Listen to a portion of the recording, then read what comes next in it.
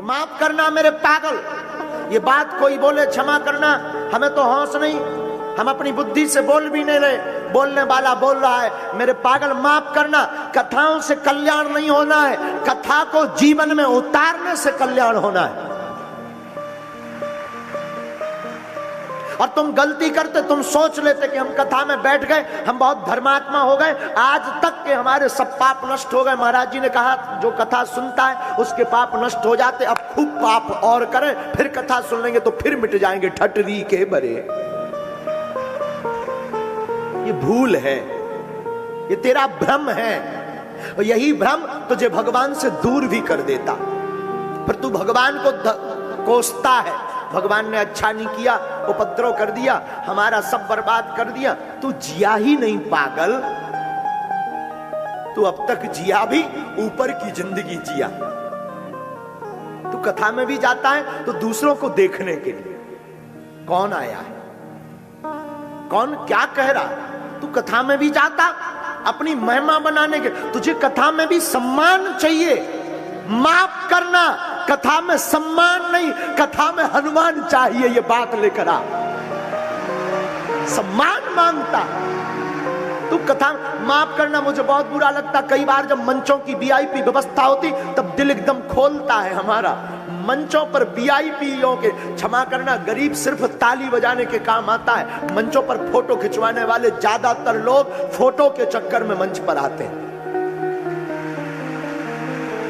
और ये बात कोई गुरु इसलिए नहीं बोल सकता क्योंकि सब गुरुओं, माफ करना, सबको, कई लोगों को लगता कि हमारी व्यासपीठ मिट ना जाए, हमारी व्यासपीठ कोई छुड़ा ना ले, हमें कोई बुलाए ना। हमें इसका भी भय नहीं कि तुम हमें बुलाओ या ना बुलाओ, पर ये पीठ सत्य बोलेगी, बोलेगी। कथा में सम्मान के लिए नहीं, हनुमान के लिए आओ, वरना आओ मत। आना बंद करो, तुम टाइम बर्बाद कर रहे हो 3 घंटे का। घर के भी तुम ताने सुन रहे कि बड़े भक्त तो बने, क्या कर लिया तुम्हारे भगवान ने। दरअसल तुम भक्त बने ही नहीं, दरअसल तुमने कथा सुनी ही नहीं, तुमने तो कथा को एंजॉय किया।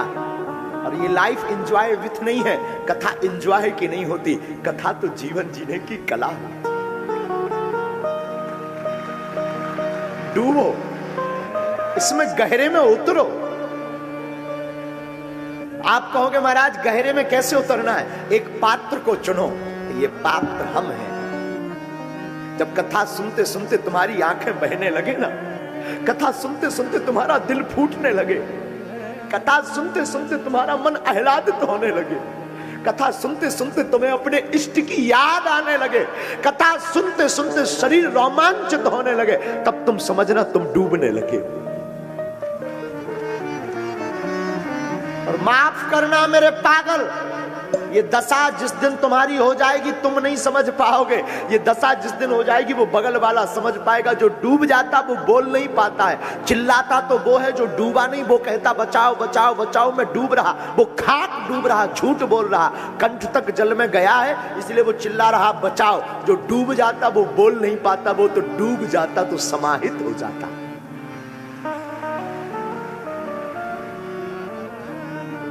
स्वामी जी कहते स्वांता सुखाए। दुनिया क्या कहेंगे लोग, ये छोड़ो साहब, दुनिया क्या कहेंगे। दुनिया सगे बाप की नहीं हुई, ये दुनिया तो बोलती है। तुम भक्त बनोगे तो दुनिया बोलेगी बड़ी पुजारन बनी, बड़ा पुजारी बना, बड़ा महात्मा बना, बड़ा धर्मात्मा बना। हम देखते तेरा भगवान क्या करेगा। और नहीं करोगे तो दुनिया बोलेगी बड़ा नास्तिक है, भगवान विरोधी है, सनातन विरोधी है, भगवान विरोधी है। तुझे सुनना दोनों तरफ से। और याद रखना ये दुनिया वाले जब तक तुम मरघट पर नहीं पहुंच गए तब तक ये दुनिया बोलेगी। किसी गांव में एक पिता और पुत्र पुराने जमाने में गधा लेकर जा रहे थे, गधा पैदल, गधा साथ में था। एक गांव से गुजरे तो गांव के लोगों ने कहा बताओ ये कितने मूर्ख हैं, दोनों साथ में गधा लिए हैं और पैदल जा रहे। फिर क्या, पिता ने पुत्र से कहा, बेटा लोग अपन को मूर्ख कह रहे हैं, हमें गधा पर बैठना चाहिए। दोनों गधा पर बैठकर चल दिए। थोड़ा दूर चले तो फिर कुछ लोग मिले, और लोग मिले तो फिर लोगों ने कहना शुरू किया, बताओ दीनता का तो जमाना नहीं रहा, कैसा समय आ गया, बेचारा कमजोर गधा दो दो बैठे। बाप ने कहा, बेटा अब भी बेइज्जती हो रही है, एक काम कर, तू बैठा रहे, मैं पिता हूं, मैं पैदल चलता हूं।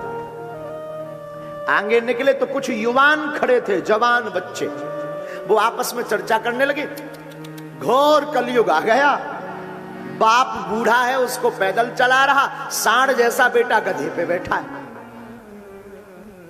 बेटा ने कहा, पिताजी तुमने तो हमारी बेइज्जती करवा दी, क्या करूं बेटा? पिताजी एक काम करो, तुम गधे पे बैठो, मैं पैदल चलता हूं। अब बाप को बैठा दिया, छोटा सा बच्चा 16 साल का पैदल चलने लगा। फिर लोग मिले, बूढ़े लोग, तो वो फिर बोले, बताओ तो इस बूढ़ा को बुढ़ापा आ गया, मरने को आ गया, इसको शर्म नहीं है, कोमल सा सुकुमार सा बच्चा को पैदल चला रहा, खुद सांड जैसा गधे पे बैठा है। अब तो दिमाग खराब हो गया दोनों का। पिताजी बोले, बेटा अब क्या करूं? बेटा बोले, पिताजी आप बताओ, अब तो एक ही उपाय बचा है कि गधा को ही ऊपर उठाओ। और देखो तमाशा, ये माने भी नहीं, ये भी तुम्हारे जैसे बदमाश लोग थे, ये नहीं माने।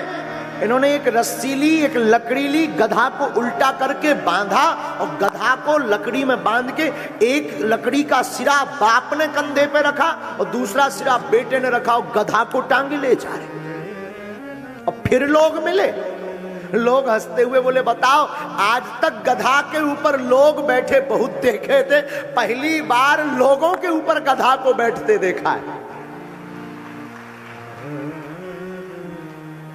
हुआ क्या, एक नदी आई, गधा फड़फड़ाया, तीनों नदी में भड़ाम से धम मुड़े, दोनों तो जैसे तैसे करके बच गए, गधा मर गया।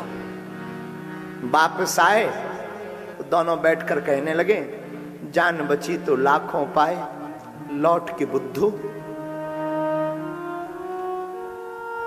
पागलो, ये दुनिया हमेशा बोलेगी, बोलती रहेगी।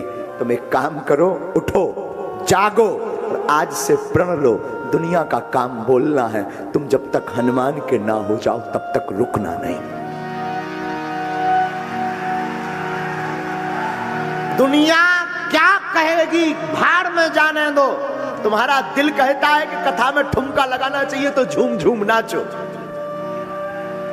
तुम्हारा दिल कहता है बागेश्वर धाम के लिए पागल होना चाहिए तो हो जाओ। तुम्हारा दिल कहता है राम का झंडा गाड़ना है तो सोचना नहीं कि लोग क्या कहेंगे, गाड़ दो।